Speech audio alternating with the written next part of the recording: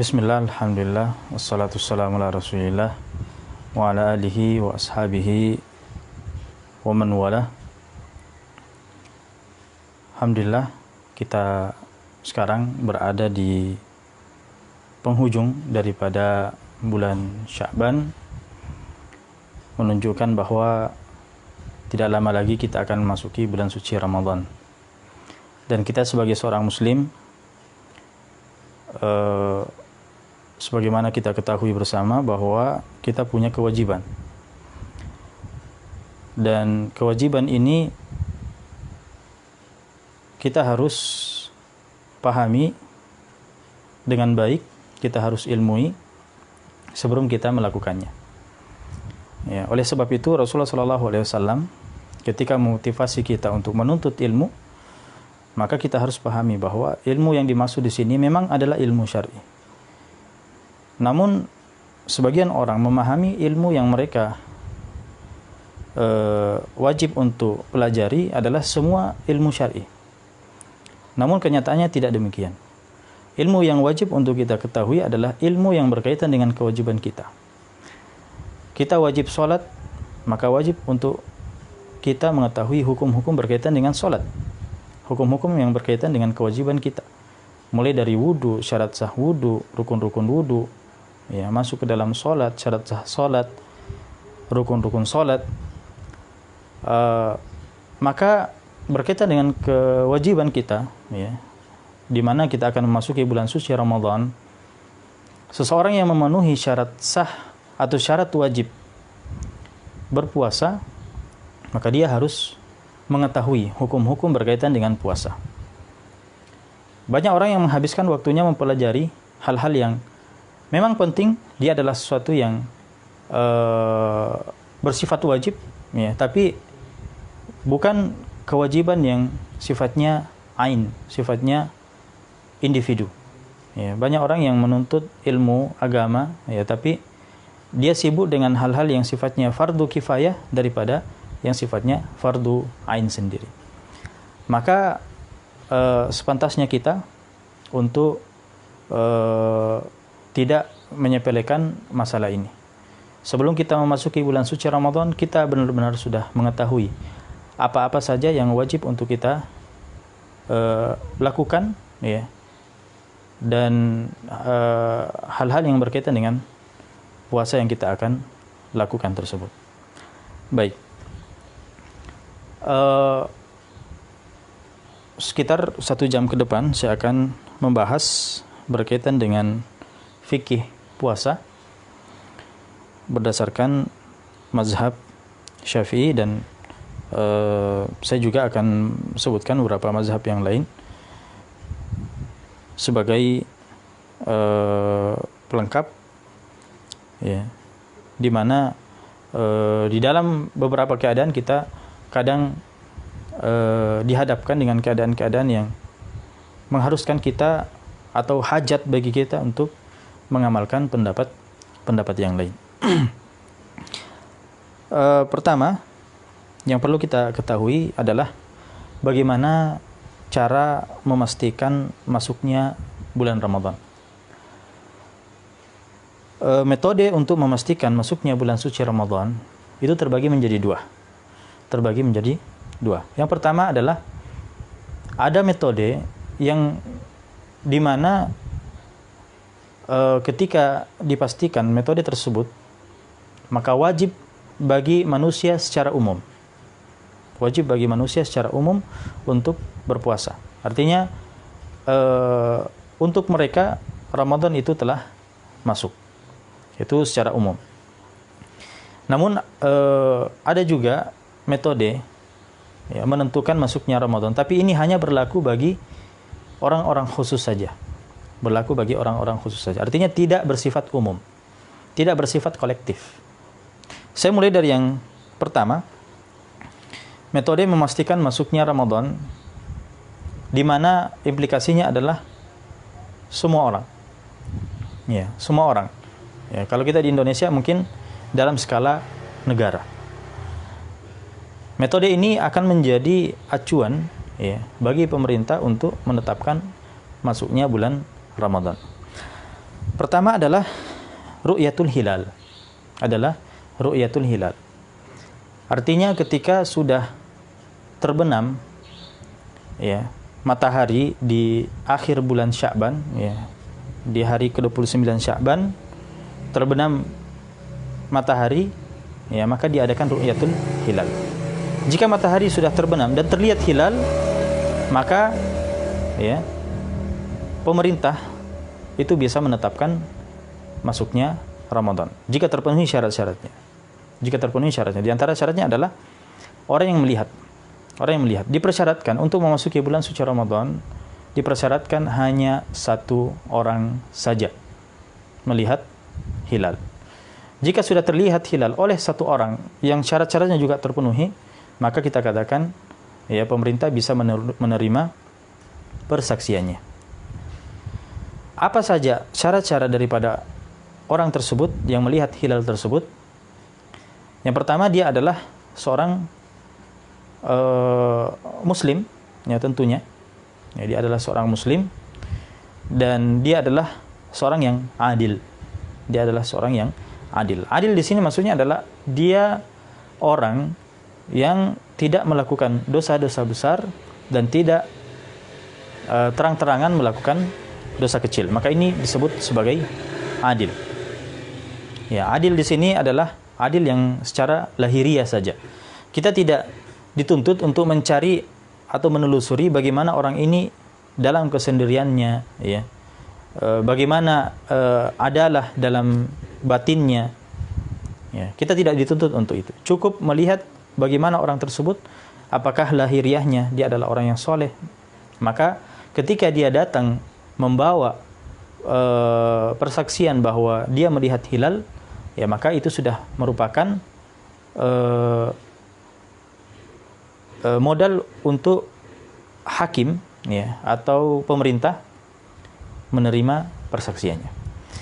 Di antara syaratnya juga adalah dia adalah orang yang melihat tentunya, ya bukan orang yang buta, dan dia adalah orang yang pendengarannya normal, ya bukan orang yang tuli, dan dia adalah laki-laki. Dia adalah laki-laki. Nah, maka dia ketika yang melihat hilal itu adalah seorang wanita, ya maka ini belum cukup. Ya, pemerintah belum bisa menerima persaksiannya, ya, karena dipersyaratkan adalah apa? Adalah laki-laki. Baik, maka itu syarat untuk ru'yatul hilal, dan hilal Ramadan ini cukup satu orang saja. Berbeda dengan hilal-hilal yang lainnya. Hilal yang lainnya itu dipersyaratkan 2 orang. Ya, makanya ketika menetapkan apakah sudah masuk 1 Syawal, ya, apakah kita lebaran besok atau tidak, maka minimal orang yang menyaksikan hilal itu adalah 2 orang. Minimalnya adalah 2 orang. Ya.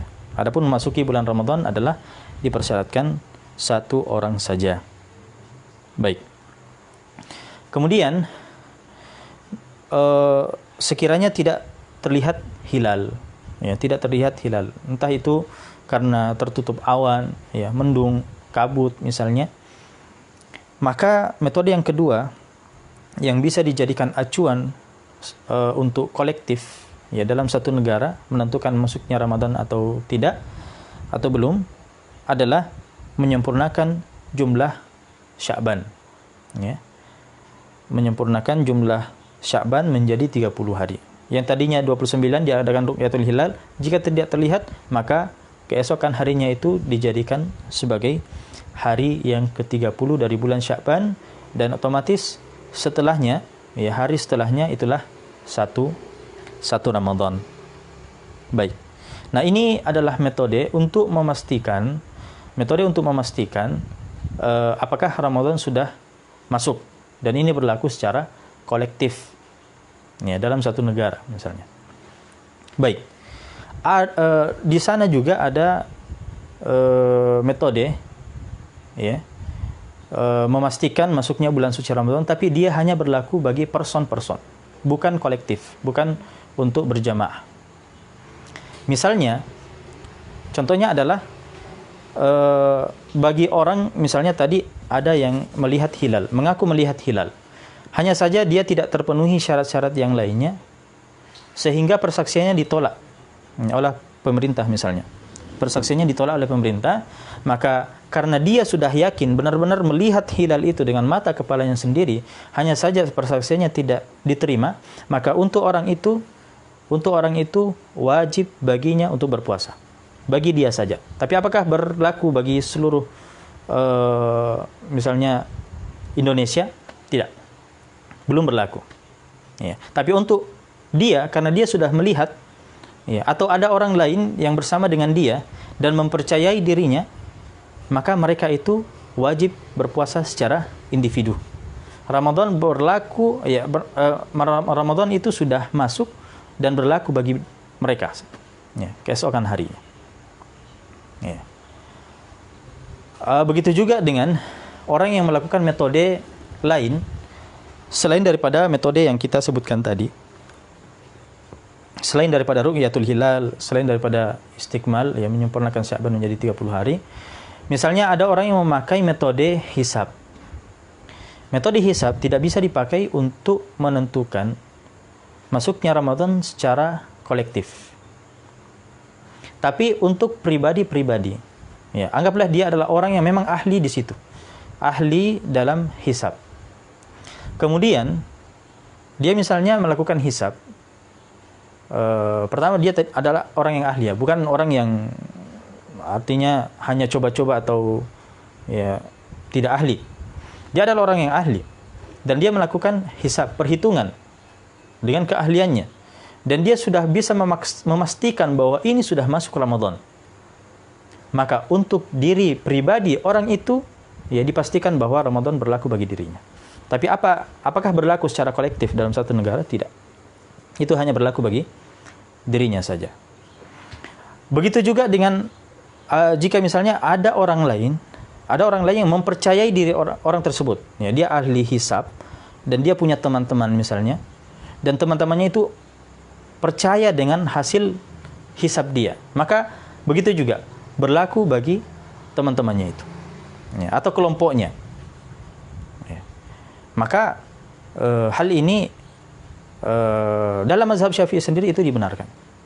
Ya, dalam mazhab Syafi'i sendiri itu dibenarkan. Tapi sekali lagi dia adalah metode yang sifatnya individu, bukan bersifat kolektif yang berlaku dalam satu negara yang dijadikan oleh pemerintah memastikan masuk tidaknya bulan Ramadan.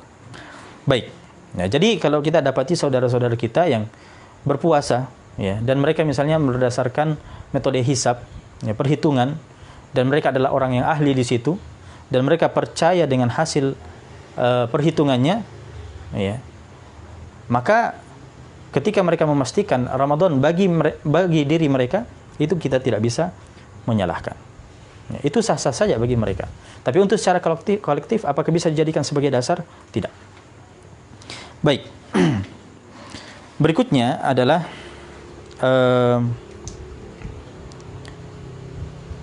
untuk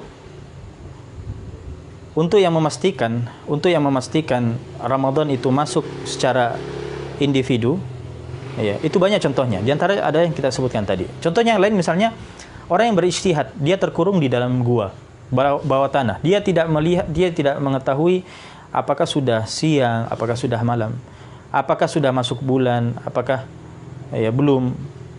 Maka ketika dia berijtihad dan mengamalkan ijtihadnya, itu sudah berlaku bagi dia. Itu sudah berlaku bagi dia. Ya. Beda halnya kalau dia misalnya sudah keluar dari gua tersebut, ya, terkurung dalam gua di bawah tanah, dia sudah lolos keluar, tadinya terpenjara dan dia sudah bebas misalnya, dan dia misalnya terbukti bahwa ternyata ijtihadnya salah, ya, ternyata ijtihadnya salah. Misalnya Ramadan belum masuk dan dia sudah berpuasa Ramadan di dalam penjara bawah tanah misalnya. Ternyata setelah dia keluar dan bertanya kepada orang-orang sekitarnya, ternyata masih bulan Sya'ban. Nah, berarti puasanya tadi itu belum dianulir sebagai puasa Ramadan, dan dia tetap akan puasa ketika masuk bulan Ramadan yang sesungguhnya. Atau misalnya salah, ya, ijtihadnya salah, misalnya sudah lewat Ramadan baru dia anggap Ramadan ketika masih di bawah tanah, penjara bawah tanah misalnya. Maka dia harus mengganti semua puasanya. Dia harus mengganti puasanya. Bahwa puasa yang dia lakukan ternyata terbukti dia puasa bukan pas di bulan Ramadan. Maka dia mengganti seluruh puasa yang dia lakukan di dalam selama ijtihadnya. Baik. Nah, ini berkaitan dengan metode memastikan masuknya bulan Ramadan. Berikutnya kita akan membahas berkaitan dengan syarat wajib puasa. Iya. Untuk mengetahui siapa-siapa saja yang wajib baginya untuk berpuasa, maka kita harus mengetahui terlebih dahulu adalah syarat wajib puasa. Syarat sendiri adalah sesuatu yang sifatnya wajib. Ya. Syarat adalah sesuatu yang sifatnya wajib.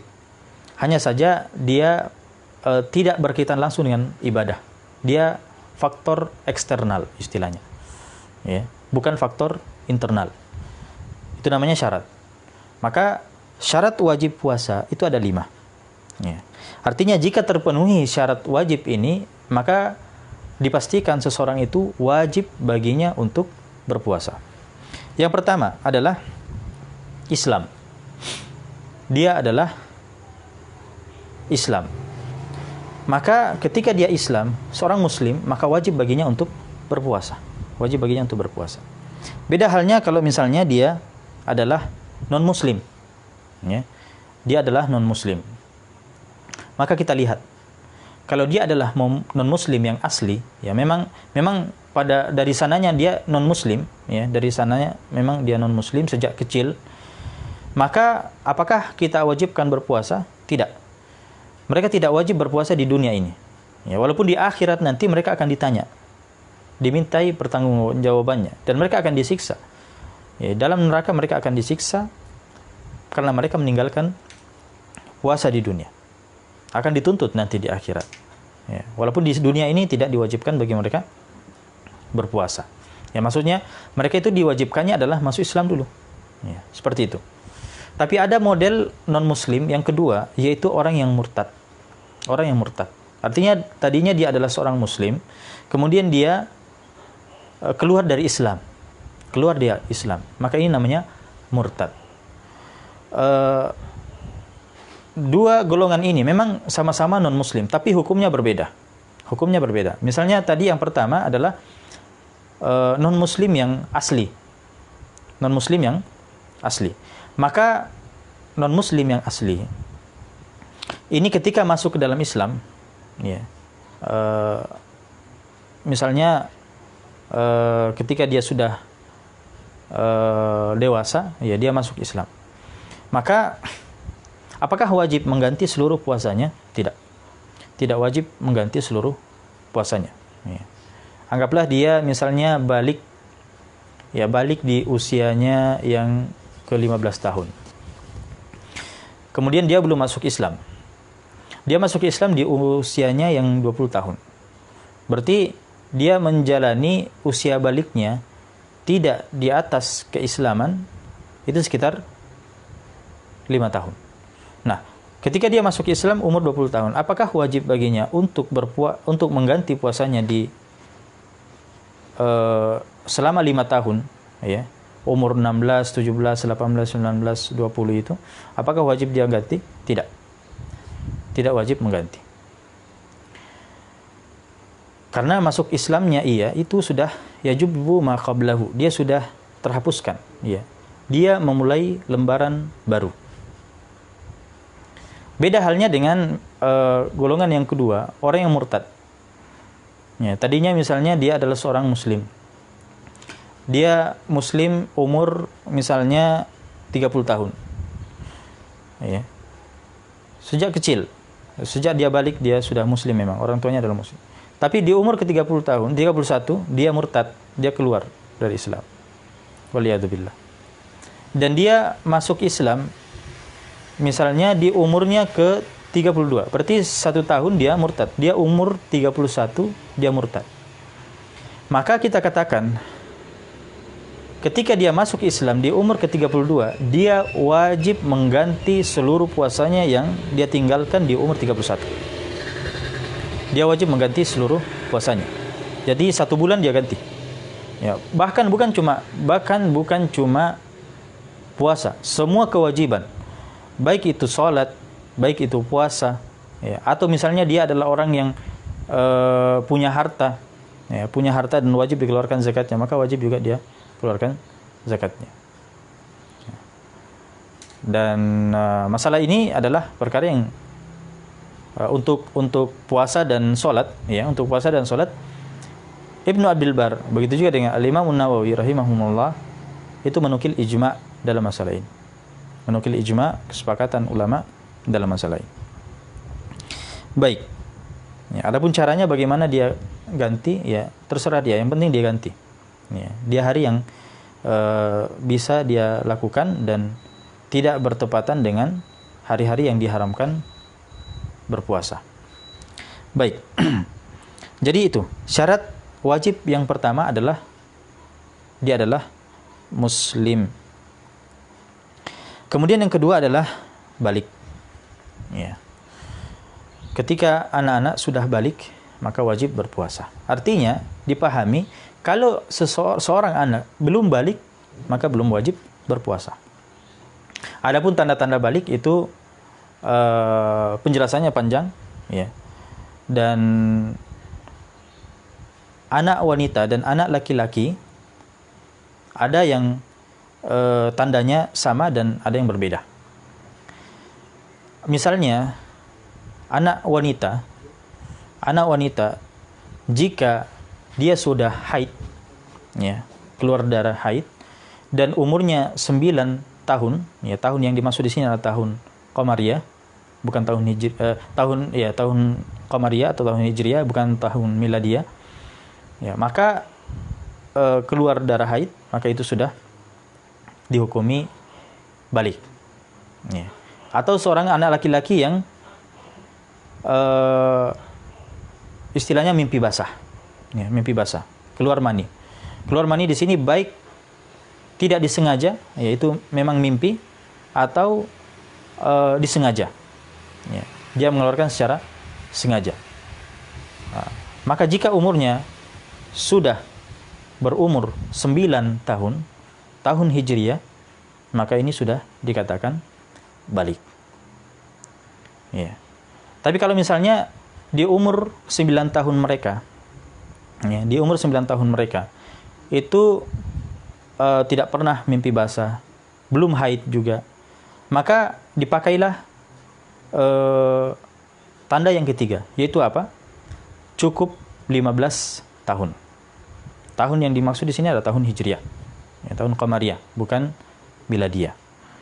Maka kewajiban kita semua, ya, bagi orang tua untuk menetapkan, untuk mencatat baik-baik, mengingat kapan anak kita lahir, ya, hari apa, bulan berapa, dan jam berapa, agar kita bisa memastikan bahwa anak kita ini, anggaplah di usia 9 tahunnya belum sampai pada usia balik, belum ada tanda-tanda, maka bisa kita pastikan di umur 15 tahunnya bahwa anak saya di hari ini, di bulan ini, di jam sekian dia sudah mukallaf, dia sudah balik. Ya. Baik, itu berkaitan dengan balik.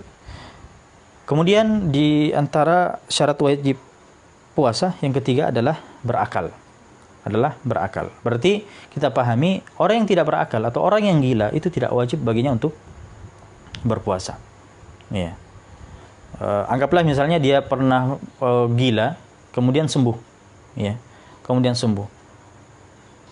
Apakah dia wajib mengganti semua puasa yang dia tinggalkan selama dia gila? Tidak wajib. Nah, begitu juga dengan anak-anak tadi. Anak-anak yang misalnya balik, ya, ya. Kemudian dia balik, ya, apakah wajib mengganti puasa yang dia tidak lakukan? Ya. Usia balik atau anak-anak yang belum balik di umur 7 tahun, itu dinamakan mumayyiz. Ya. Ketika anak-anak itu misalnya sudah bisa memakai bajunya sendiri, sudah bisa memakai pakaiannya sendiri, bisa membersihkan, ya, istinja sendiri, sudah bisa makan sendiri, itu sudah dinamakan mumayyiz. Biasanya umur 7 tahun. Umur 7 tahun. Nah, umur 7 tahun ini anak-anak diperintahkan untuk sholat, diperintahkan untuk puasa. Di umur 10 tahun, belum juga sholat, belum juga puasa, maka bisa dipukul. Ya, tentunya pukulan di sini bukan pukulan yang menyiksa, tapi pukulan yang mendidik.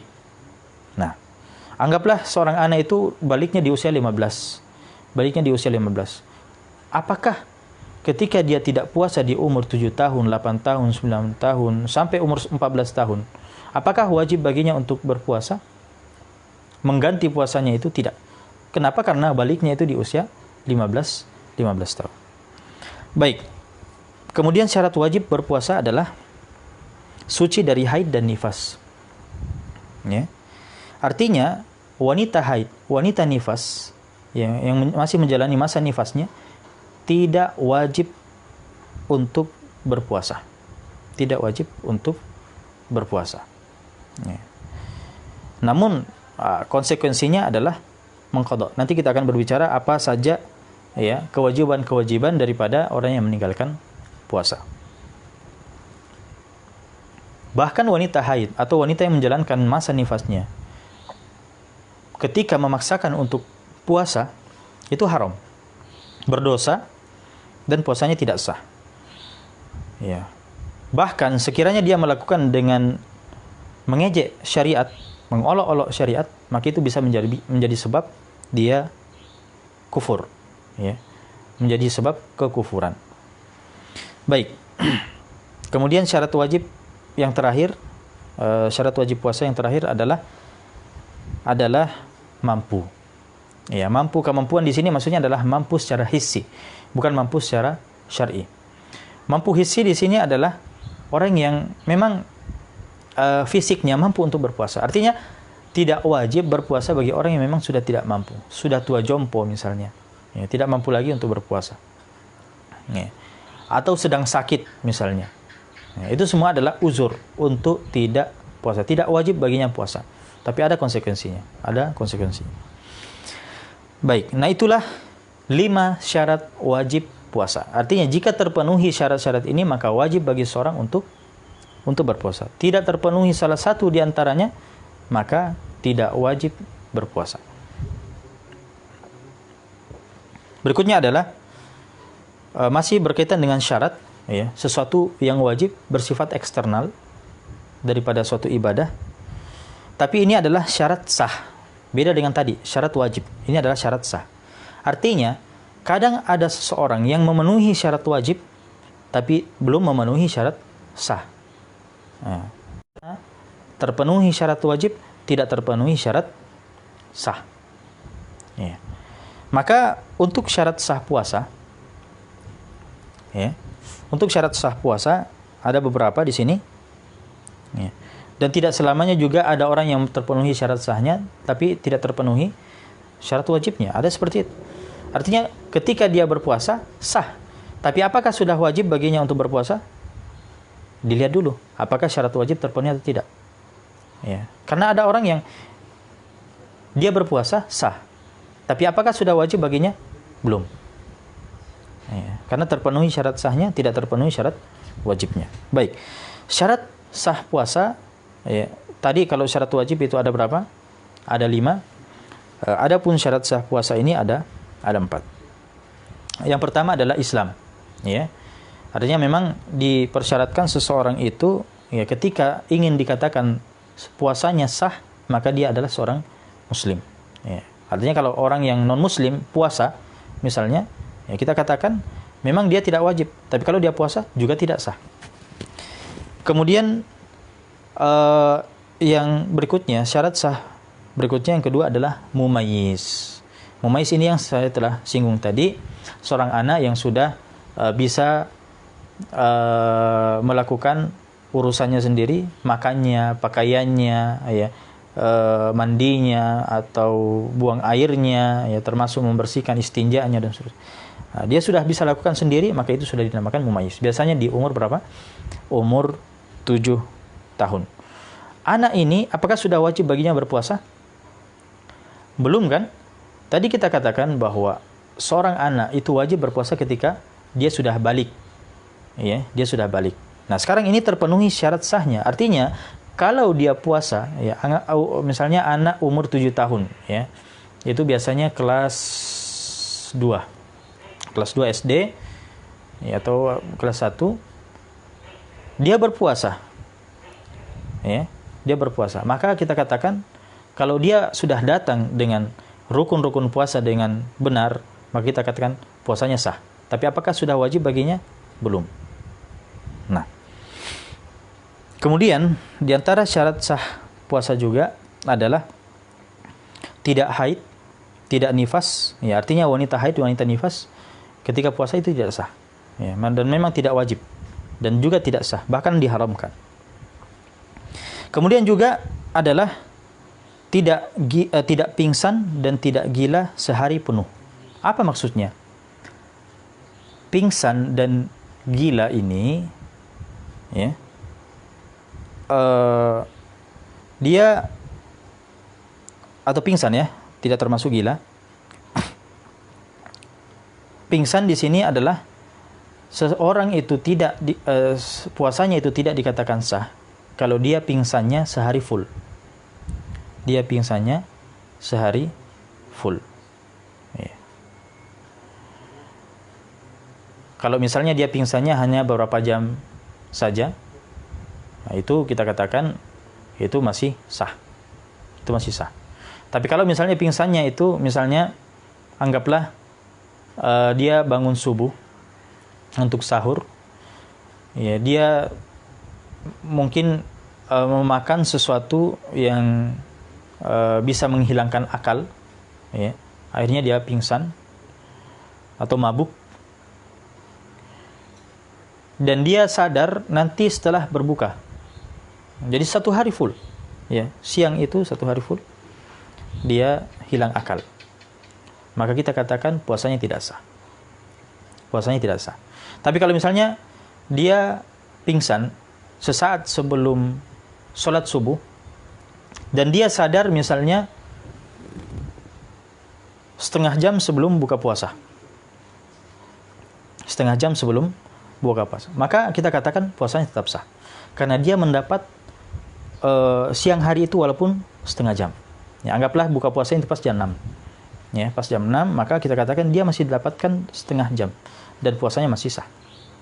Beda halnya kalau dia misalnya pingsan atau mabuk 1 hari full. Mungkin ada yang bertanya, bagaimana dengan ketiduran? Dia sudah berniat puasa malam hari, kemudian dia ketiduran, dia sudah sahur, tapi sahurnya masih jam-jam 3, anggaplah. Kemudian dia tidur tidak sholat subuh, tidak sholat zuhur, tidak sholat asar. Bangunnya kapan? Bangunnya jam 5 sore. Ya. Atau sekalian bangun sudah sudah berbuka. Ya. Dia sudah berbuka baru bangun. Puasanya sah apa tidak? Kita katakan sah. Ya. Beda antara hilang akal, ya, yang kita bahasakan tadi, pingsan, kemudian mabuk, dengan tidur. Ya. Orang tidur ini, ya, dia sudah berniat memang. Ya, beda halnya kalau memang dia tidak berniat, ya. Dia tidak berniat di malam harinya, kemudian ketiduran dan bangun ketika sudah berbuka, kita katakan puasanya tidak sah. Kenapa? Karena tidak terpenuhi rukun, salah satu rukun puasa yaitu berniat di malam hari.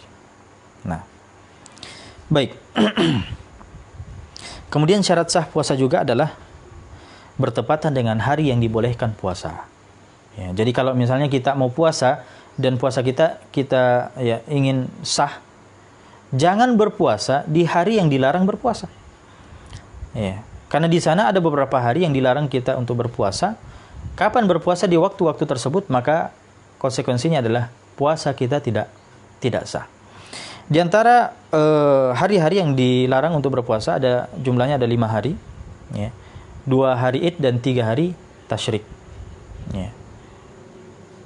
Puasa apapun, ya, puasa wajib atau puasa sunat tetap tidak sah di waktu-waktu tersebut. Ya. Baik. Kemudian sekarang kita masuk pada rukun puasa. Ya. Rukun puasa ini adalah sama dengan syarat tadi, sesuatu yang sifatnya wajib dalam suatu ibadah. Bedanya, kalau syarat tadi adalah sesuatu yang sifatnya eksternal, nah sekarang sesuatu yang wajib sifatnya internal, di dalam ibadah itu sendiri. Ya. Kalau syarat tadi adalah sesuatu yang wajib tapi di mana? Di luar ibadah. Ya, saya kasih contoh misalnya sholat. Sholat diantara syarat sah sholat adalah wudu. Nah, wudu di luar sholat atau dalam sholat? Di luar sholat. Menutup aurat misalnya. Iya. Menutup aurat ini di luar, kita diminta di luar sholat atau di dalam sholat? Sejak di luar sholat. Hanya saja bedanya syarat di luar dituntut untuk dilakukan sejak di luar ibadah, sedangkan rukun di dalam ibadah. Tapi syarat ini bukan hanya di luar, tapi masuk juga di dalam ibadah. Ya, makanya syarat ini syarat dituntut dilakukan dan berlaku sejak sebelum melakukan ibadah sampai selesai ibadah. Ya, adapun rukun hanya berkaitan dengan ibadah itu sendiri dan di dalam ibadah itu sampai selesai. Ya. Jadi rentan waktu syarat ini itu lebih lama. Ya, karena dia dituntut sejak sebelum melakukan ibadah sampai kapan? Sampai selesai ibadah. Beda dengan rukun. Rukun hanya berlaku di dalam ibadah saja. Nah, sekarang kita akan membahas rukun puasa. Rukun puasa, sebagian ulama Syafi'iyah menyebutkan 3, ya. Dan ada juga yang menyebutkan 2 saja. Yang mengatakan 3 itu memasukkan orang yang berpuasa. Ya, jadi orang yang berpuasa itu sendiri itu masuk dalam rukun, karena tidak bisa puasa itu dilakukan tanpa ada orangnya. Ya, tanpa ada orangnya. Maka mereka memasukkan orang yang melakukan puasa. Ya, adapun pembahasan orang yang melakukan puasa sebetulnya itu sudah selesai kita bahas. Ya, berkaitan dengan syarat sah, dengan syarat wajib.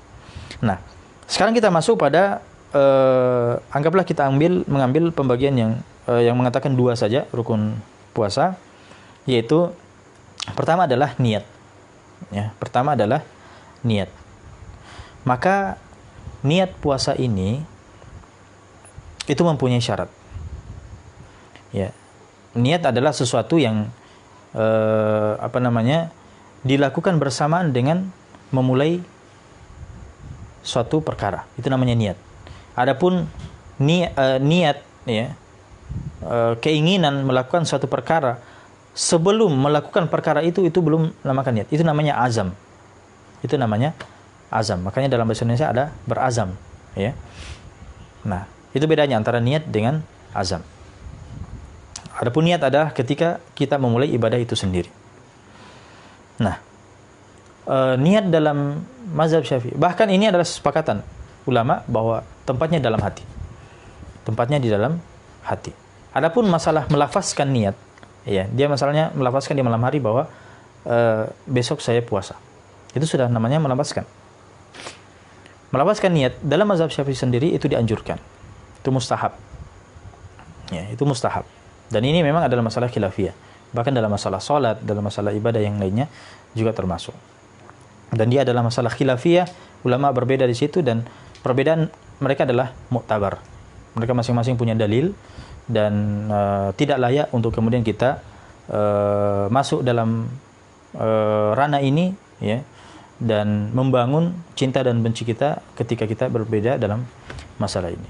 Ya, artinya kita memandang orang yang melafazkan niat, ya, adalah tidak sesuai sunnah, ya, dan hanya kita yang ada yang mengikuti sunnah. Ya. Tidak boleh, karena ini adalah masalah yang memang ulama di situ adalah khilaf sa'ik, perkara yang ulama layak berbeda di situ. Baik. Kemudian niat ini mempunyai syarat. Pertama adalah dilakukan di malam hari. Dia dilakukan di malam hari. Artinya seorang itu ketika tidak berniat di malam hari, maka tidak sah puasanya. Ya, tidak sah puasanya. Sekarang pertanyaannya, kapan batas malam hari itu? Kapan batas malam hari? Batas malam hari adalah ketika masuknya waktu maghrib sampai subuh. Itulah namanya malam hari. Artinya, ketika sudah masuk maghrib, dia berbuka puasa misalnya, untuk esok harinya, dia sudah niatkan memang. Ya. Anggaplah dia sudah sholat maghrib, dia sudah berbuka, ya, dia mengatakan bahwa besok saya puasa. Maka itu sudah merupakan niat. Walaupun setelah niat dia misalnya melakukan pembatal-pembatal puasa. Misalnya dia makan lagi, dia tidur, atau dia berhubungan dengan keluarganya. Ya. Apakah ketika bangun sebelum sahur dia harus memperbaharui niatnya? Tidak. Tidak wajib. Tidak wajib. Niatnya yang dia lakukan tadi itu sudah cukup. Karena sudah dia lakukan di malam hari. Entah itu di awal malam, di pertengahan malam, atau di akhir malam. Nah. Kemudian syarat yang kedua adalah dilakukan setiap malam. Ya, dalam mazhab Syafi'i dilakukan setiap malam. Ya. Karena puasa hari ini, puasa hari pertama berbeda dengan puasa hari kedua. Berbeda dengan puasa hari ketiga. Berbeda dengan puasa hari keempat sampai akhir Ramadan. Maka ketika dia berbeda, setiap ibadah tersebut harus wajib niat. Harus wajib niat. Maka misalnya anggaplah seseorang itu misalnya di suatu hari dalam bulan suci Ramadan, dia misalnya kecapean. Siang hari dia kerja keras.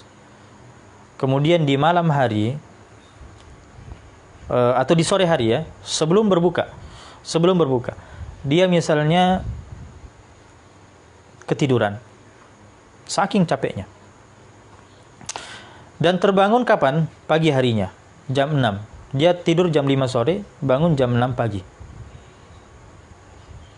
Puasa yang untuk hari itu, ya, apakah sah? Tidak sah. Kenapa?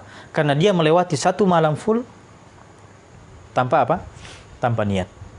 Ya, dia melewati satu malam full tanpa niat. Maka puasanya hari itu tidak sah dalam mazhab Syafi'i. Berbeda dengan mazhab Malik. Mazhab Malik itu mengatakan bahwa cukup niat itu kapan? Di malam pertama saja.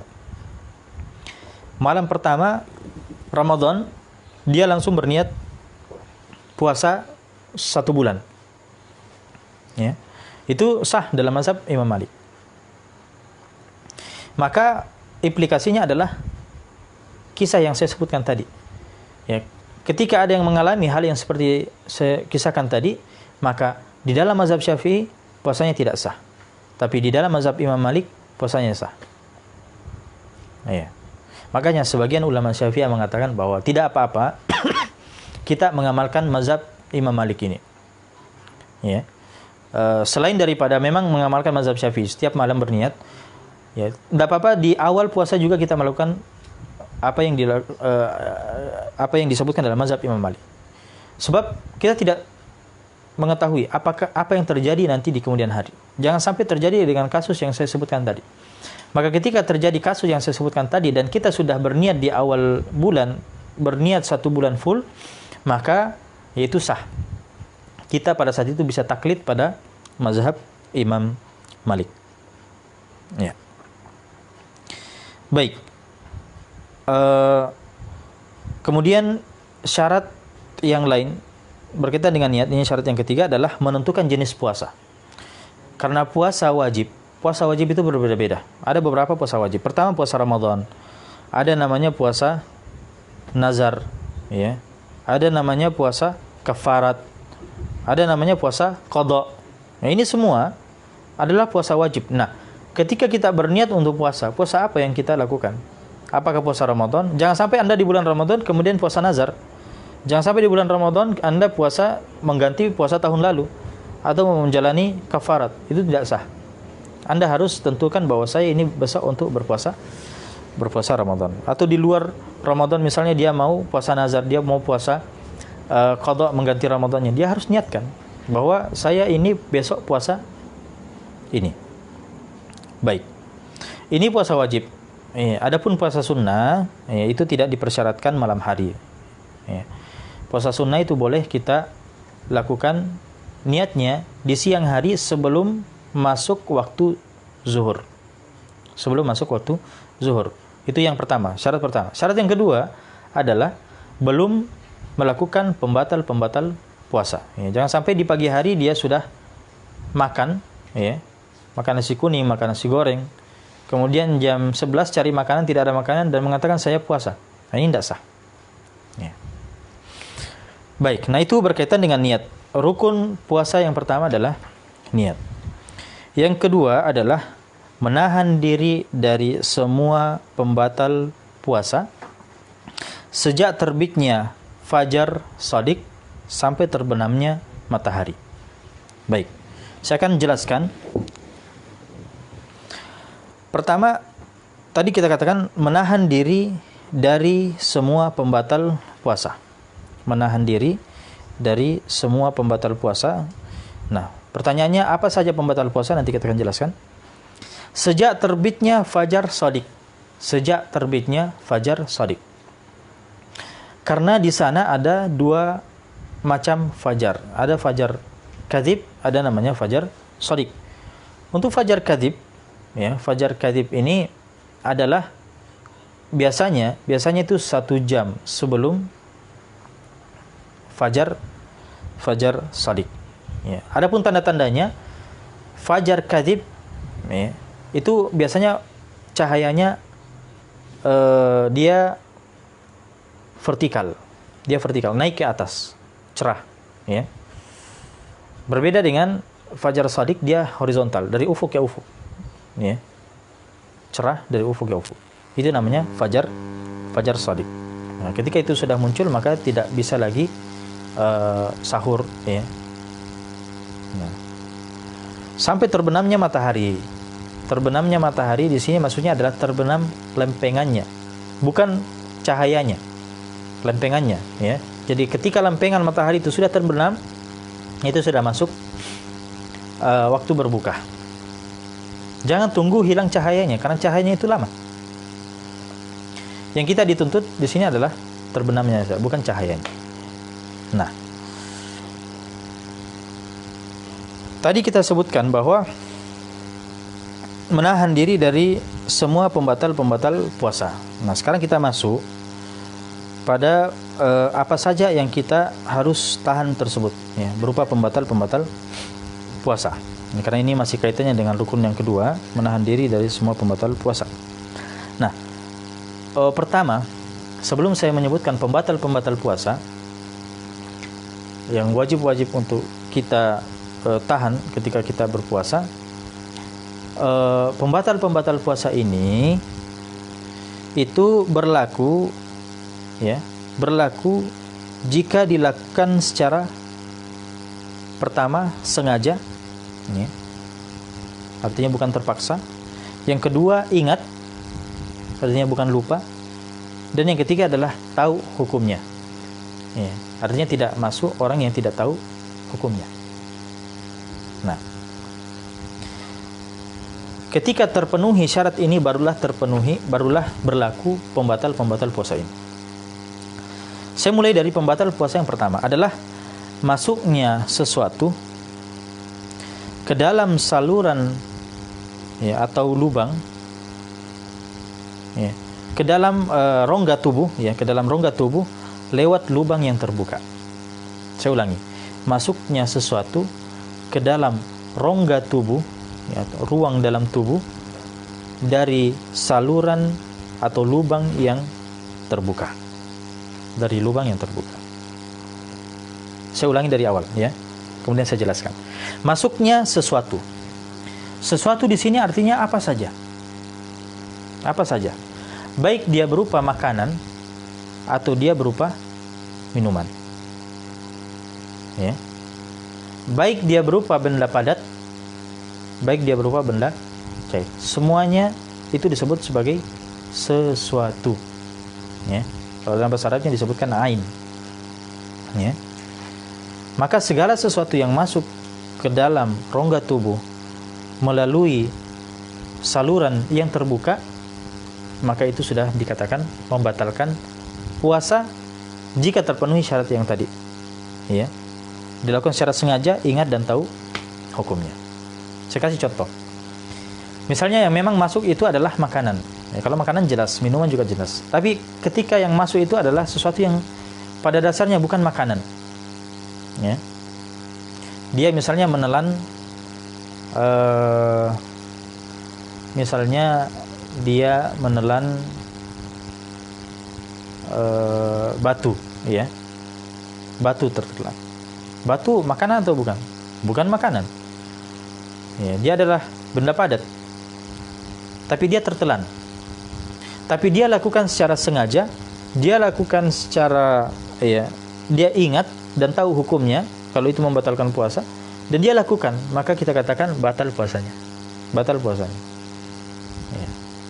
Atau misalnya ada orang yang sirkus, ya, sirkus. Ya, kalau memang benar mereka, ya, misalnya memakan pecah beling, memakan paku, memakan silet dan seterusnya. Kalau memang itu masuk ke dalam, maka kita katakan itu batal puasanya. Ketika dia lakukan secara sengaja, ingat dan tahu hukumnya. Ya. Beda halnya kalau misalnya, ya, salah satu syarat ini tidak ada, misalnya dia tidak sengaja, ya, jadi dalam keadaan terpaksa. Misalnya dia diikat, ya, kemudian diancam kalau tidak makan dia akan dibunuh, ya, kemudian dia makan. Apakah puasanya batal? Tidak, karena dia lakukan dalam keadaan tidak sengaja, terpaksa, atau dia ingat. Ya, ada orang misalnya makan dan dia dalam keadaan lupa, ya, habis misalnya 1 piring, 2 piring, lupa, ya, nanti kenyang baru ingat misalnya. Ya. Ketika memang jujur dia adalah lupa, apakah puasanya batal? Tidak, tidak membatalkan. Ya. Begitu juga tahu hukumnya, tahu hukumnya. Kalau dia tidak tahu hukumnya, hanya saja untuk tahu hukumnya ini hanya berlaku bagi 2 kelompok saja. Pertama adalah orang yang baru memang masuk Islam, baru masuk Islam. Ya, kalau dia sudah lama masuk Islam kemudian tidak tahu, ya, ini tidak dianulir. Tapi kalau dia baru masuk Islam, ya, kemudian puasa dan makan, minum, ya, tidak tahu hukumnya, maka itu tetap dikatakan sah. Itu yang pertama, golongan pertama. Golongan yang kedua adalah orang yang tinggal jauh dari ulama, tinggal jauh daripada orang yang bisa mengajarkannya hukum-hukum tentang puasa. Adapun kalau misalnya dia tinggal di tengah-tengah ulama, dia tinggal di tengah-tengah ustadz yang paham tentang hukum puasa, kemudian dia tetap makan, dia tetap minum, ya, dengan alasan tidak tahu hukumnya, dan dia sudah lama keislamannya, maka ini bukan alasan yang dibenarkan, ya. Karena ini adalah kecerobohan dia, karena dia tidak belajar. Ya, ini adalah keteledoran dia sendiri. Baik, jadi itu menahan diri dari masuknya sesuatu ke dalam sesuatu, ya, masuknya sesuatu ke dalam rongga tubuh. Rongga tubuh adalah, ya, rongga-rongga dalam tubuh kita. Lambung misalnya, jantung, paru-paru, bahkan otak. Ini rongga di dalam, ya, masuknya ke dalam rongga-rongga tersebut lewat lubang yang terbuka. Lubang terbuka apa saja? Lubang yang terbuka adalah hidung, mulut, telinga, kemudian kubul dan dubur, ya. Ketika masuk sesuatu lewat lubang terbuka dalam tubuh itu, maka itu membatalkan puasa dan masuk sampai di rongga-rongga. Ya. Saya kasih contoh misalnya buang air. Kalau masuk lewat mulut, masuk lewat hidung itu sudah diketahui. Ya, tapi anggaplah dia misalnya buang air dan mau melakukan istinja, tapi dia memasukkan jarinya ke dalam duburnya. Dia membersihkan bagian dalam daripada duburnya dan dia masukkan jarinya ke dalam, maka ini membatalkan puasanya. Ya. Kenapa? Karena itu sama di hukumnya memasukkan sesuatu ke dalam rongga tubuh lewat saluran atau lubang yang terbuka, yaitu dubur. Ya. Begitu juga dengan kubul. ya, kubul lubang depan. Ya, misalnya seorang wanita memasukkan jarinya ke dalam atau memasukkan sesuatu ke dalam lubang kubulnya dalam keadaan puasa dan dia sengaja ingat dan tahu hukumnya, maka batal puasanya. Batal puasanya. Nah, itu berkaitan dengan pembatal puasa yang pertama. Kemudian yang kedua adalah muntah. Muntah yang dimaksud di sini adalah muntah secara sengaja. Artinya muntah dalam keadaan tidak sengaja itu tidak membatalkan puasa. Nah, apapun alasannya, ya, mau sengaja atau tidak. Misalnya dia tiba-tiba makan racun, ya, masuk ke dalam mulut tubuhnya racun, dan dia muntahkan secara sengaja, maka konsekuensinya adalah puasanya batal. Puasanya batal. Tapi apakah dia berdosa? Tidak. Kenapa? Karena dia tidak ada hajat di situ, ada hajat. Ya, beda halnya kalau misalnya tidak ada hajat, dia sengaja muntah, dia masukkan tangannya ke dalam dan dia muntah, ya, maka kita katakan orang tersebut berdosa dan puasanya batal. Maka wajib apa? Wajib taubat dan wajib mengganti puasanya. Adapun kalau misalnya ada hajat memuntahkan sesuatu, maka pertama tidak ada dosa baginya karena itu ada hajat. Kedua adalah puasanya tetap batal dan dia wajib mengganti. Baik, muntah. Ya, bagaimana kalau misalnya mabuk naik mobil, misalnya mabuk naik mobil. Ada seorang yang biasanya naik mobil mabuk, ya, muntah. Dia mau pulang kampung, mudik misalnya, anggaplah. Ya, anggaplah misalnya keadaan nanti ya sudah berubah, ya, mudah-mudahan. Dan sebagian di antara kita mau pulang kampung, sudah dibolehkan untuk melakukan perjalanan misalnya, ya, tapi dia sudah tahu bahwa kalau saya naik mobil saya akan muntah dan dia dalam keadaan puasa misalnya. Nah, apakah muntahnya tersebut dianggap muntah disengaja? Ya, kita katakan tidak, itu bukan termasuk muntah disengaja. Kenapa? Karena dia naik mobil untuk pulang kampung, bukan tujuan apa? Muntah. Nah, dan muntahnya juga belum bisa dipastikan. Bisa saja dia naik mobil kemudian tidur dan bangun ketika sudah sampai di kampungnya, tidak jadi muntah. Ya, tergantung keadaan. Baik. Kemudian pembatal puasa yang berikutnya adalah jima, adalah berhubungan.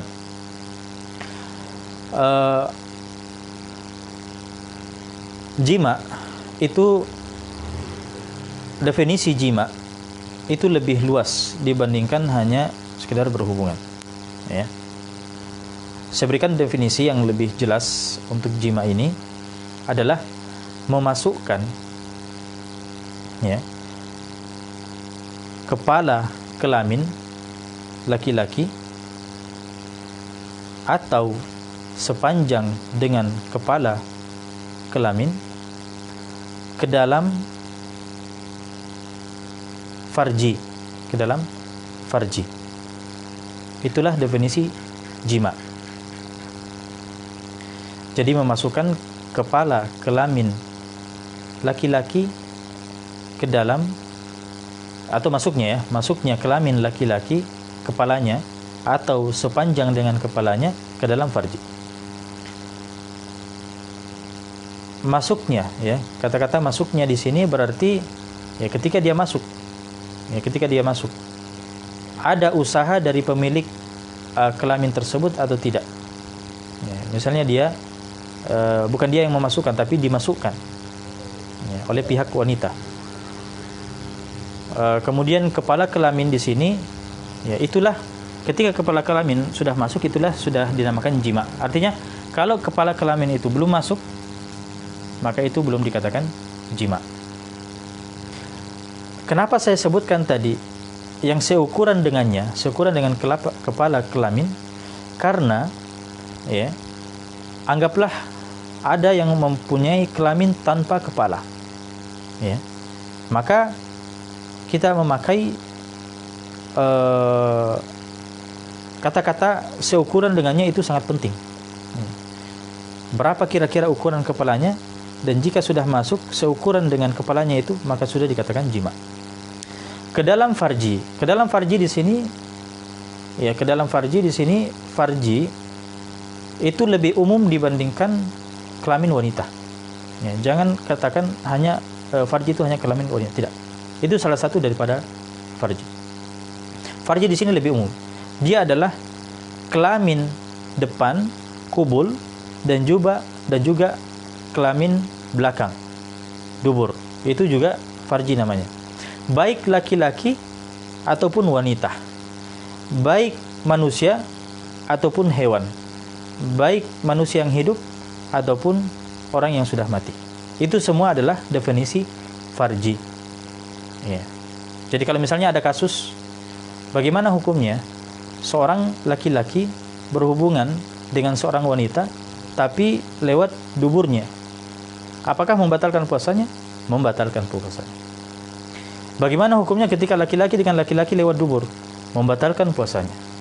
Bagaimana ketika laki-laki dengan laki-laki, ya, tapi bedanya satunya adalah laki-laki yang sudah merubah kelaminnya, ya, menjadi kelamin wanita. Mereka berhubungan tapi sama laki-laki. Apa hukum puasanya? Juga batal.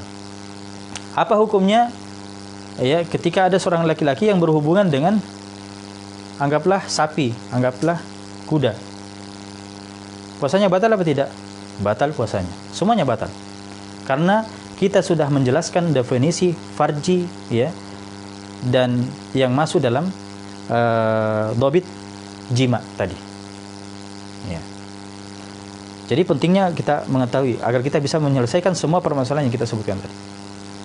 Nah, atau misalnya ada seorang laki-laki yang berhubungan dengan mayat seorang wanita.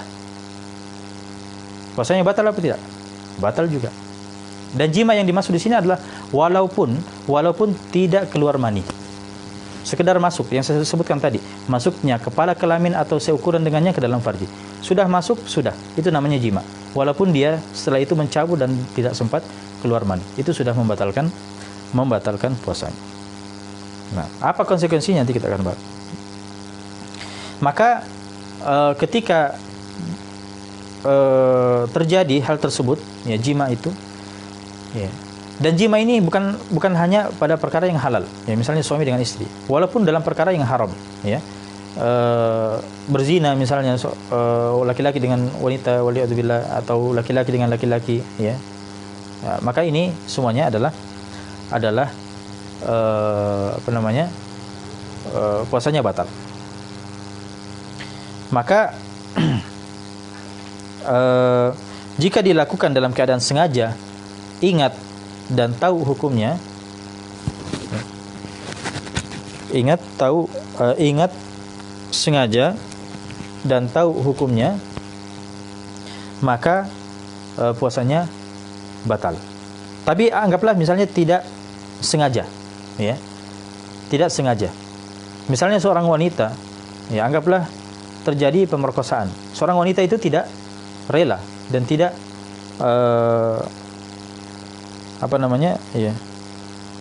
dia tidak mau, ya, tapi dia diperkosa oleh laki-laki di bulan Ramadan.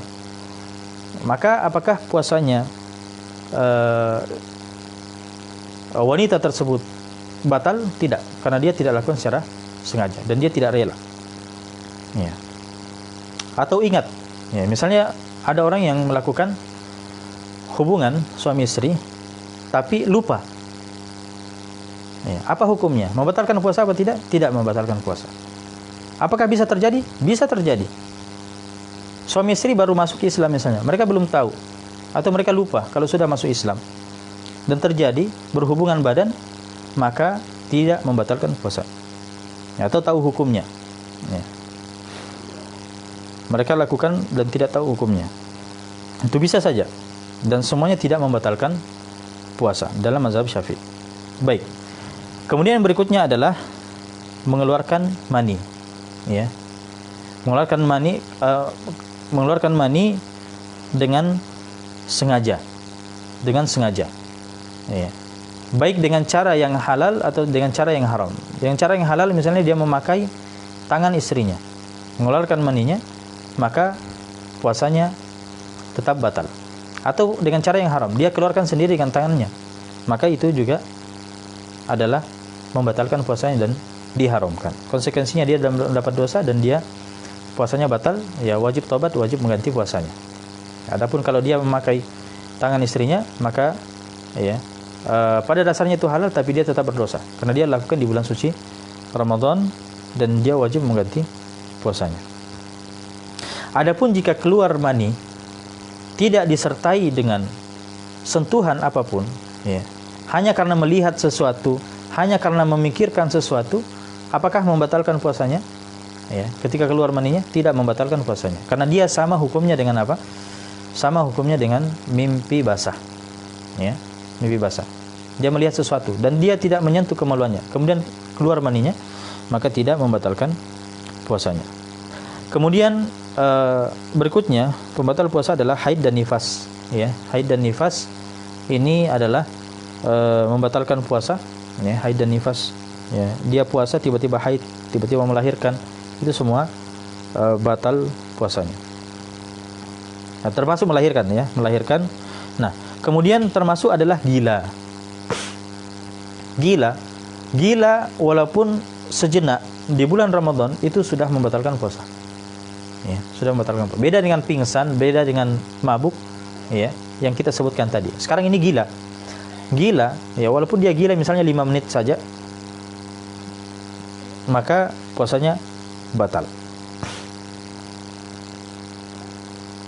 Kemudian murtad, ya. Murtad, ya, ada seorang yang murtad tiba-tiba, ya, dia puasa, murtad, kemudian masuk lagi ke dalam Islam. Dia murtadnya misalnya di siang hari, kemudian dibujuk, sore hari masuk kembali ke dalam Islam. Apakah dia melanjutkan puasanya? Tidak. Puasanya batal. Puasanya batal, tapi dia tetap menahan. Ya. Sebagai penghargaan waktu puasa, ya, Ramadan. Nah, itulah kira-kira pembahasan kita berkaitan dengan rukun-rukun puasa. Perkara yang wajib di dalam ibadah puasa itu sendiri. Tersisa di sini adalah perkara-perkara yang disunnahkan dalam puasa. Kemudian makruh-makruh dan uzur-uzur yang boleh kemudian tidak berpuasa. Saya bahas secara singkat saja. Untuk sunnah-sunnah puasa saya kira banyak, ya. Di antaranya adalah menyegerakan buka puasa ketika sudah sadar bahwa waktu berbuka sudah masuk, jangan ditunda, segerakan, itu disunnahkan. Kemudian berbuka dengan rutab, ya, kurma basah. Ya, kalau tidak ada maka kurma kering, tamar. Kalau tidak ada maka yang lain. Kemudian juga disunnahkan berbuka ketika berdoa ketika berbuka puasa, juga perkara yang disunnahkan, dan ada beberapa doa yang disunnahkan. Kemudian melakukan sahur walaupun sedikit, ya, sahur walaupun sedikit. Dan afdolnya sahur ini adalah dilakukan di akhir waktu, ya. Walaupun kebolehan sahur ini sudah boleh sejak tengah malam. Tengah malam itu sudah boleh sahur. Tapi afdolnya adalah mendekati atau di akhir waktu subuh. Kemudian memperbanyak amalan soleh. Ini juga disunahkan ketika berpuasa. Adapun makruh-makruh berpuasa, ya, makruh-makruh puasa adalah pertama berbekam. Bekam itu makruh hukumnya. Dan sama hukumnya termasuk adalah melakukan donor darah, ya, atau melakukan hal-hal yang lainnya, ya, yang tidak ada hajat yang jelas di situ, maka dia termasuk dalam makruh-makruh puasa. Kemudian mencicipi makanan, ya, ketika makanan itu hanya sebatas di lidah saja, tidak masuk ke dalam tenggorokan, maka dia dalam makruh puasa. Termasuk juga mencium istri itu adalah termasuk makruh puasa. Kemudian uzur berbuka berlaku bagi musafir. Ketika seorang itu musafir, boleh baginya untuk berbuka. Kemudian sakit, ketika dia sakit, boleh juga untuk dia berbuka. Atau tidak mampu, boleh untuk dia berbuka. Kemudian ibu hamil atau menyusui, ya, baik khawatir terhadap dirinya atau khawatir terhadap anaknya atau janinnya, itu boleh untuk berbuka. Selebihnya kewajiban-kewajiban bagi orang yang meninggalkan puasa ada 4 jenis. Ada qada saja, ada fidyah, ada qada dan fidyah, dan ada kafarat. Baik, karena waktu yang sudah sangat sempit, ya saya buka sesi tanya jawab saja. Mungkin nanti di sesi tanya jawab akan ada beberapa pertanyaan berkaitan dengan materi yang belum saya sebutkan. Baik.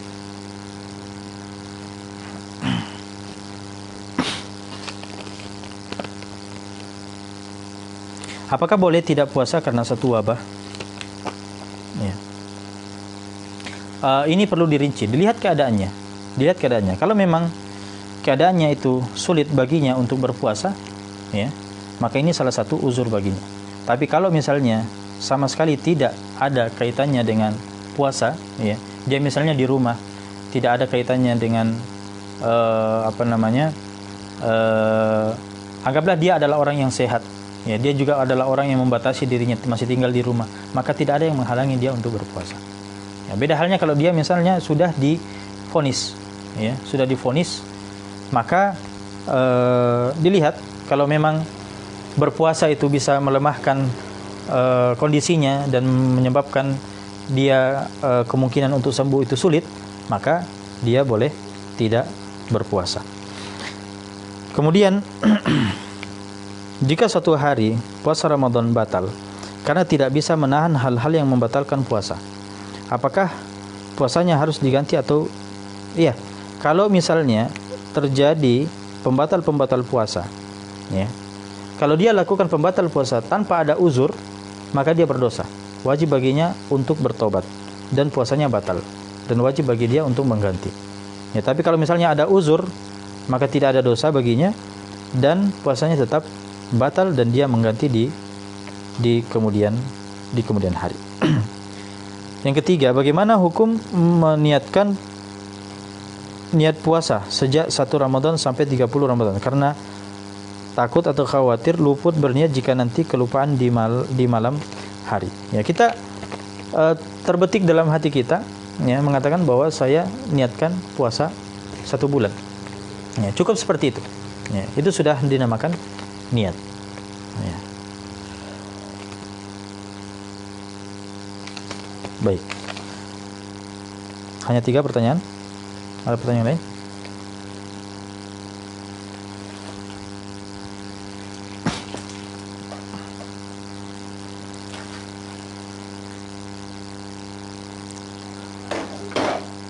Kalau tidak ada lagi, saya lanjutkan.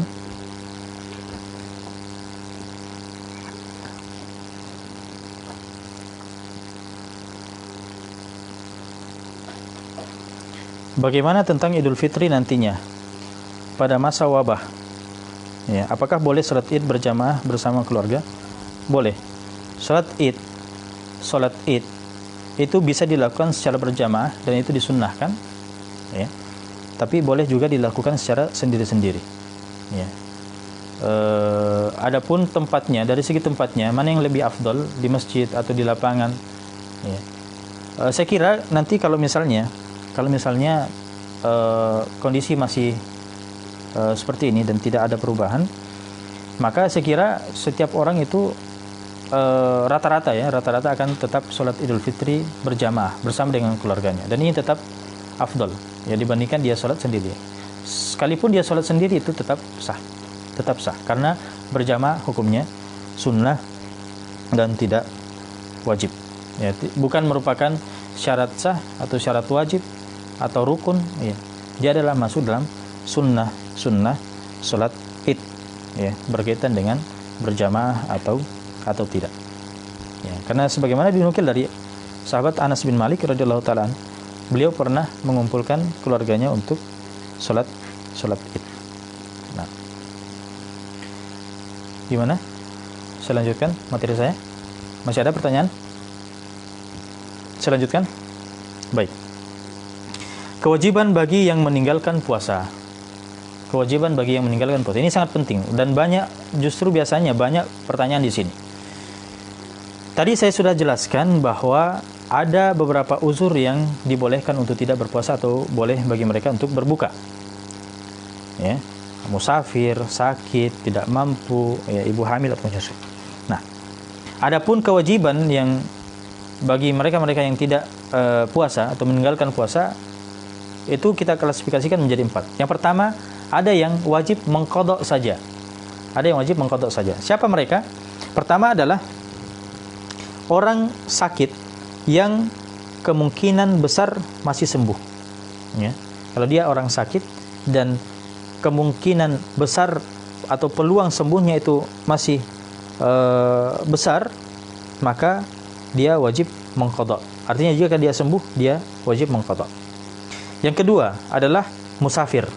Seorang yang melakukan safar dan mengambil rukhsah, misalnya tidak berpuasa ketika safar, ya, maka dia di kemudian hari itu dibolehkan untuk dituntut untuk mengqadha puasanya. Kedua, kemudian termasuk adalah orang yang tidak berniat malam harinya, ya, karena ini tadi adalah berkaitan dengan syarat niat kan. Nah, ketika syarat niat itu tidak terpenuhi, maka rukun niat adalah rukun, maka rukun ini tidak terpenuhi. Maka ketika rukun tidak terpenuhi, maka puasanya tidak sah. Ya, maka dia wajib apa? Mengqadha. Kemudian wanita haid dan nifas juga wajib mengqadha saja. Kemudian ibu hamil atau ibu menyusui yang khawatir terhadap dirinya saja. Ya, dia khawatir misalnya dia sakit ketika menyusui, ya, atau wanita hamil. Wanita hamil di sini baik dia hamilnya itu adalah hamil yang resmi dari suaminya atau hamil dari laki-laki lain, atau dia berzina misalnya. Dia hamil. Ya. Kemudian dia puasa. Sah puasanya apa tidak? Sah. Kalau dia misalnya mau tidak puasa, boleh tidak dia mengambil rukhsah? Boleh. Ya. Hamil di sini umum, baik sifatnya bagaimana dia hamilnya itu masalah lain. Menyusui juga, menyusui entah dia menyusui anaknya atau menyusui anak orang lain, atau dia memang pekerjaannya seperti itu, ya, keliling mencari anak untuk dia susui misalnya. Itu dulu orang-orang dulu seperti itu. Itu mereka semua yang jelasnya boleh untuk mengambil rukhsah untuk tidak puasa, dan boleh baginya dan dituntut baginya untuk mengqadha, mengganti. Kemudian termasuk orang yang meninggalkan puasa secara sengaja, itu tetap wajib mengqadha. Baik. Kemudian kewajiban bagi orang yang meninggalkan puasa, ya, yang kedua adalah fidyah. Fidyah adalah mengeluarkan makanan, ya, makanan pokok yang biasanya kita makan, ya, di dalam 1 tahun itu, ya, misalnya beras, ya, maka kita keluarkan 1 mud. 1 mud itu sekitar 1 liter, ya, 1,8 liter, atau mungkin dibulatkan 1 liter. Itu dikeluarkan. Ini berlaku bagi siapa? Berlaku bagi pertama, orang yang sudah tua dan tidak mampu berpuasa. Itu tidak wajib mengqadha, tapi wajib apa? Fidyah saja. Ya, wajib fidyah saja. Dan fidyahnya itu dilakukan setelah hari berlalu. Ya, misalnya hari itu dia tidak puasa, maka barulah dikeluarkan fidyahnya. Jangan sebelum masuk Ramadan langsung dikeluarkan. Ya, ini orang tua saya sudah tidak bisa berpuasa, sudah saya keluarkan memang sekarang, ya, berapa? 30 liter misalnya. Sudah. Nah, aman. Tidak. Ya, tidak bisa. Dia harus berlalu dulu. Atau sekalian dirapel, misalnya sudah selesai Ramadan, sudah Idul Fitri, baru dikeluarkan fidyahnya. Itu boleh. Baik dalam makanan mentah atau makanan jadi, boleh. Yang penting kadarnya makanannya itu adalah tetap 1,8 liter beras. Jadi kalau misalnya mau keluarkan beli nasi bungkus saja, misalnya nasi kotak, nah, kita harus pastikan bahwa beras yang ada dalam nasi kotak itu adalah sebanyak 0,8 liter. 0,8 liter. Kalau kita mau memasak misalnya, itu biasanya ya sampai 3-4 piring. Ya, maka kalau mau keluarkan fidyah, jangan beli cuma satu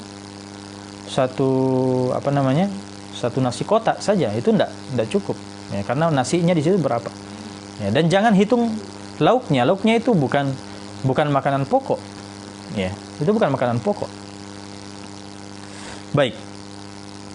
Jadi itu fidyah berlaku bagi orang yang sudah tua, ya, yang tidak mampu.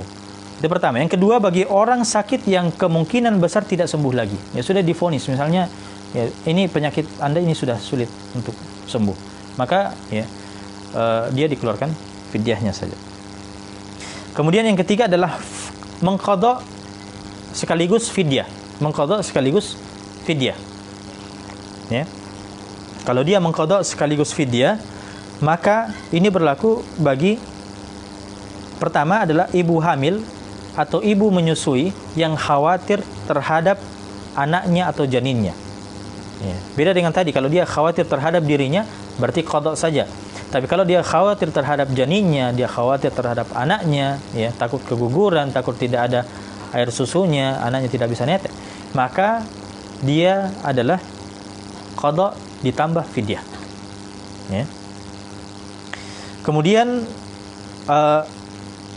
yang kedua adalah orang yang mengakhirkan qadha puasa tanpa uzur sampai datang Ramadan selanjutnya. Misalnya tahun lalu, anggaplah tahun lalu ya. Tahun lalu dia punya utang puasa ya 5 hari.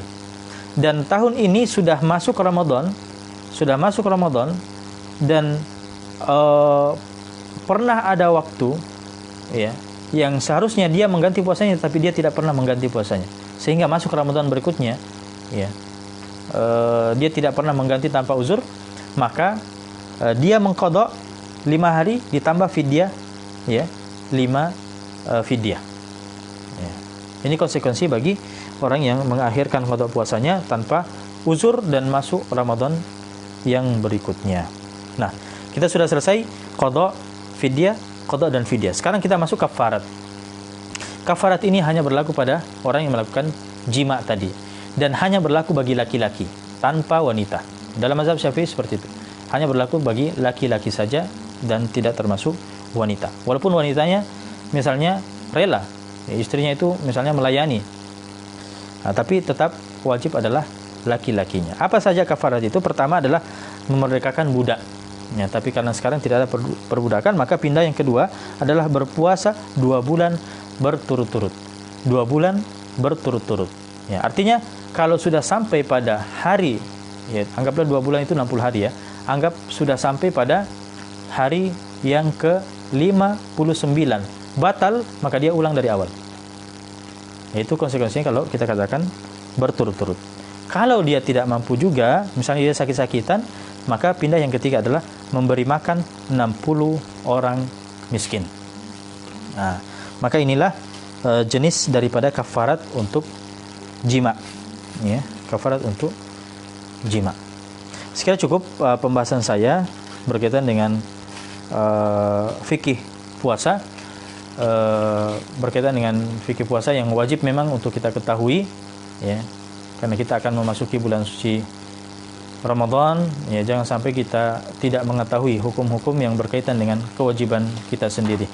Kadang seorang ya sibuk mempelajari hal-hal yang lainnya, tapi hal-hal yang sifatnya kewajiban seperti ini mereka tidak ada perhatian. Masih ada pertanyaan?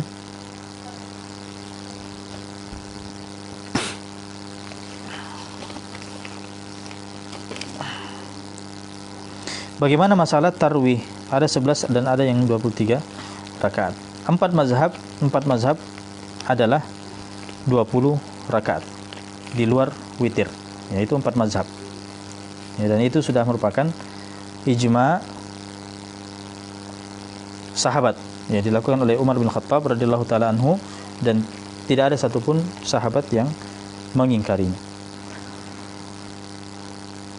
Kemudian bagaimana hukumnya jika kita berbohong pada saat puasa? Apakah ada pengaruh buat puasa yang kita jalani? Ada pengaruhnya. Pengaruhnya adalah bohong di sini melakukan perbuatan dosa, dan ini termasuk makruh puasa. Tapi apakah membatalkan puasa? Ya, tidak membatalkan puasa, tapi dia membatalkan pahala puasa. Ya. Kemudian bagaimana hukumnya menerima sedekah seperti sembako? Ya. Sembako seperti Ramadan yang kita ketahui bahwa orang tersebut ada unsur ribanya dan kita tidak mampu menolak dengan alasan menjaga hubungan keluarga. Baik, inti permasalahannya adalah menerima sedekah dari harta haram, ya, dari harta haram. Harta haram terbagi menjadi 2. Ada yang berkaitan dengan harta haram yang berkaitan dengan hak orang lain di dalamnya. dan ada harta haram yang tidak ada hak orang lain dalamnya. Artinya memang murni dari perbuatan haram. Misalnya tadi riba. Maka ketika kita diberikan hadiah yang ternyata berasal dari harta haram yang tidak ada hak orang lain di dalamnya, maka boleh kita terima. Karena pada dasarnya perbuatan itu kembali kepada pelakunya. Ya, adapun barang tersebut ketika berpindah tangan, maka itu boleh untuk kita terima. Ya, walaupun sikap kehati-hatian itu jauh lebih baik. Ya, misalnya kita sudah tahu jelas ini adalah harta haram. Harta misalnya dari penjualan obat-obat terlarang misalnya, atau khamar, atau ya perbuatan haram yang lainnya yang tidak ada hak orang lain di dalamnya, maka pada dasarnya boleh diterima. Tapi sikap wara, sikap kehati-hatian itu jauh lebih baik. Ya. Tapi dari segi hukum halal, Kemudian yang kedua adalah harta haram yang ada hak orang lain dalamnya, maka tidak boleh kita terima. Harus dikembalikan kepada orang yang memiliki hak. Ya, harta curian misalnya, ya kita katakan bahwa harta tersebut tidak boleh kita ambil. Bahkan wajib mengembalikan harta tersebut kepada pemiliknya. Nah, masih ada pertanyaan? Cukup? Baik. Sekian apa yang saya jelaskan pada kesempatan yang berbahagia ini. Mudah-mudahan ada manfaatnya dan kita menjalani bulan Ramadan dengan penuh hikmat dan diberikan taufik oleh Allah Subhanahu wa taala untuk memaksimalkan ibadah di dalamnya. Barakallahu fikum wa jazakumullahu khairan. Hadza sallallahu ala nabiyina Muhammadin wa ala alihi washabihi wasallam walhamdulillahi rabbil alamin. Assalamualaikum warahmatullahi wabarakatuh.